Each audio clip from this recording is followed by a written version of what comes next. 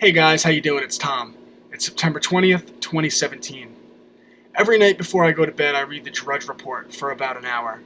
And the reason I do this is I don't want to miss any big news stories from the day prior.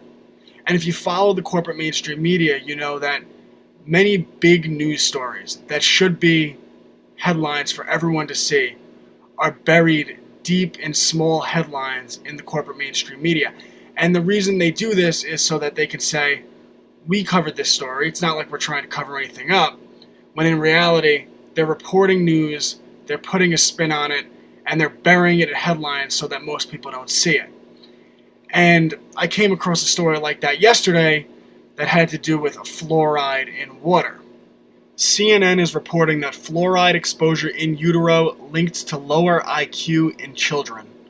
September 19th, 2017. Increased levels of prenatal fluoride exposure may be associated with lower cognitive functioning in children, a new study says. The study, published Tuesday in the Journal of Environmental Health Perspectives, evaluated nearly 300 sets of mothers and children in Mexico and tested children twice for cognitive development over the course of 12 years. Fluoride is not added to public water supplies in Mexico, but people are exposed through naturally occurring fluoride in water and fluoridated salt supplements. The study found a drop in scores on intelligence tests for every 0.5 milligram per liter increase in fluoride exposure beyond 0.08 milligrams per liter found in urine. However, although the researchers found a potential connection to a child's exposure to fluoride in utero, they found no significant influence from fluoride exposure on brain development once a child was born. As many of you know, fluoride is used in tap water all over the United States of America. It's also used by many big brand name bottled water companies, including Poland Spring. I use a smart filter to filter out fluoride and lessen my exposure. For any filter that you get, make sure it explicitly states that it removes fluoride from the water, because many of the big brand name filters do not remove fluoride from the water. This particular study states that fluoride consumption in utero lowers the intelligence of a young child. I don't know what issue can be more pressing, more important to families all over the country, especially families expecting children, yet this story was buried by the corporate mainstream media. Now, the report itself claims that it did not find any link between fluoride consumption post-utero in young children and lowered intelligence quotients. In a report I did, Don't Drink the Fluoride, which I suggest you watch, I reference 50 studies. Sorry, I got my alarm going off. I reference 50 studies which explicitly state that fluoride lowers the intelligence quotient of children in their early developmental years, including a Harvard study, so I strongly suggest you check that out. And for those of you aware, there are 12 known neurotoxins that put our brain development in danger. Those include lead and mercury. For those of you familiar with mercury, it is also found in vaccination, so they inject that right into the bodies of infants. And of course, fluoride is one of 12 known neurotoxins. The second major story coming out of CNN on September 19th was that the U.S. government wiretapped former Trump campaign chairman Paul Manafort. U.S. investigators wiretapped former Trump campaign chairman Paul Manafort under secret court orders before and after the election, sources tell CNN. CNN is now admitting that Trump Tower was wiretapped during the lead-up to the 2016 presidential election. Shortly after Trump was elected, he had tweeted that Trump Tower was wiretapped leading up to the election. And the mainstream media pretty much uniformly condemned Trump for the tweet, calling it irresponsible. And the corporate mainstream media thinks that we have no memory. Now, months later, they're admitting that through the FISA court, Trump Tower was wiretapped, and Paul Manafort, Trump's campaign chairman, was spied on during the 2016 presidential election. The mainstream media also ridiculed Mike Cernovich, who had broken the story that Susan Rice was behind the unmasking of Trump officials. Months later, all of this is proven to be true.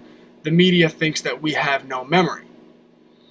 This really demonstrates the danger of the spy state, and this is the real Russia story. This is the big breaking news that should be all over the mainstream media. This is Watergate times 100, where one political party used America's spy apparatus to spy on the campaign chairman and the campaign headquarters of another major presidential candidate. This is a direct threat to the American democracy, and this really shows the danger of the spy state. Of course, I always use the example of I'm a journalist, and if I'm going to report something that might negatively affect a powerful person within the government has the ability to spy on me at all times, and this is why the spy state is dangerous. This is a perfect case study demonstrating how out of control, dangerous, and unconstitutional the American spy state has become. A direct threat to the American democracy. And the Trump administration of all should be outraged. But are they? No, because just this week, Attorney General Jeff Sessions called for the renewal of Section 702 of the Foreign Intelligence Act. Section 702 of the Foreign Intelligence Act gives the American spy apparatus free range to record and monitor the phone conversations of anyone who is not an American citizen. Don't think this doesn't affect you. Through 6 degrees of separation, we are all connected. And the government, Big Brother, uses this loophole, selling it to you that they're spying on people outside of America to actually spy on American citizens through 6 degrees of separation. And as Edward Snowden has pointed out, the American spy apparatus works in conjunction with foreign intelligence agencies where we provide them information on their citizenry and they provide American intelligence information on our citizenry to get around constitutional law. This comes on the heels of a declassified CIA report by then CIA Director William Casey, which outlined the agency's plan to make it illegal for the American citizenry to view classified information. This was a direct target or a direct assault on the American people and their ability to view documents from Wikileaks. Unauthorized disclosures to the media. Additional legislation might also be sought to criminalize the unauthorized possession of classified material. This would be harder to legislate, but would be useful in making the acceptance of classified documents a riskier proposition. The law must also be tightened up. In recent years, legislation has been proposed by CIA to make crime of the simple act of disclosing classified information to an unauthorized person. This seems eminently reasonable and avoids the driving tax with the sledgehammer aspect of using the Espionage Act to prosecute leakers. Since ex post facto laws are unconstitutional, we need the legal remedy as soon as possible. The CIA proposed version of such a law has never made it to the floor of Congress. The advantages that reporters enjoy could be neutralized quickly if leaking became dangerous and unprofitable for both parties in the transaction. There is no legal basis for accepting a reporter who has participated in an illegal act from the investigative process to which all citizens are subjected. Passing classified information to an unauthorized person is illegal and, in some instances, it is criminal. Reporters involved in taking and disseminating classified information must be subjected to the same investigative process and penalties as other citizens. The Justice Department should be able to bring such a person before a grand jury and offer him immunity if he takes the Fifth Amendment and have him held in contempt if he still refuses to respond to questions about the source of the classified information which he received and had published. Step 7. Efforts must be mounted to promote a new statute which would criminalize the passage of classified information to unauthorized persons. A good law here would require authorized recipients of classified information to live up to their fiduciary responsibilities or suffer penalties if they fail to do so. Such a law could not be construed in any way as infringing upon the freedom of the press. Haha.